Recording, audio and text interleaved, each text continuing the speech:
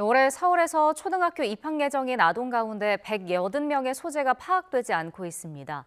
전국적으로는 예비 초등생 수백 명이 소재 불명으로 추산되는데요. 아동학대 피해 등의 우려 속에 당국이 소재 파악에 나섰습니다. 김연아 기자가 보도합니다.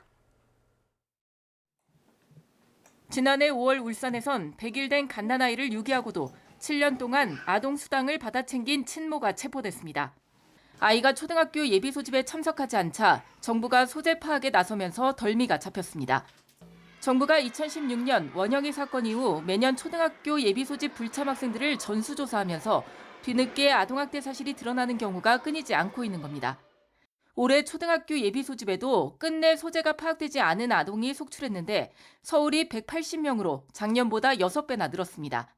인천도 42명이나 소재 확인이 안 되는 등 집계 중인 경기 등 다른 교육청까지 더하면 올해도 수백 명의 행방이 묘연한 상황입니다. 각 교육청은 소재 미확인 아동의 안전 확보를 위해 주민센터를 통해 가정 방문을 진행하고 그래도 소재 파악이 어려우면 관할 경찰서에 수사를 의뢰할 계획입니다. 하지만 예비 소집일 전수조사의 허점도 여전합니다.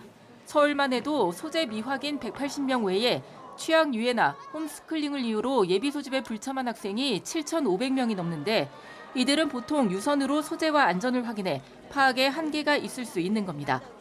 실제로 지난해 인천에서는 12살 아이가 홈스쿨링을 한다며 학교에 나오지 않았고 학교가 주기적으로 부모와 학생 본인과 통화하며 소재와 안전을 확인했지만 아이가 온몸에 멍자국을 남긴 채 숨진 다음에야 부모가 아이를 집에 가둔 채 학대해왔다는 사실이 드러났습니다.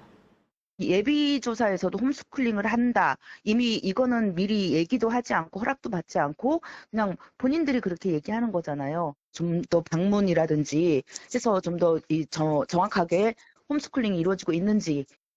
더불어 초등 예비 소집일 이전에 아동의 안전을 확보할 방법도 필요하다는 목소리가 커지고 있습니다. YTN 김현아입니다.